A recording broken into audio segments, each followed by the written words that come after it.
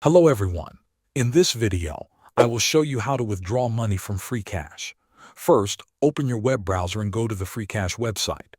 Once you are on the site, sign in using your account details. After you have signed in, look at the top of the screen. You will see an option called Cash Out. Click on this option. This will take you to the page where you can withdraw your money. On the Cash Out page, you will see different withdrawal options. The options available may change depending on your country or region. For example, some users may see PayPal, Visa, or crypto options. If you want to use PayPal, click on the PayPal option.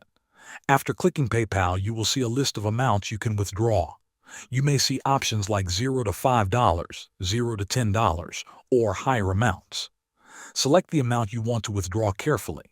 Make sure the email you use here is the same email linked to your PayPal account. This is very important because Freecash will send the money to that account. Once you have selected the amount and checked your email, you will see a box to agree to the terms and conditions. Read them carefully if you want, then check the box to agree. After that, click the Withdraw button. Your withdrawal request will be processed. The time it takes for the money to appear in your account can vary depending on the method you chose. PayPal usually works quickly. Thanks for watching.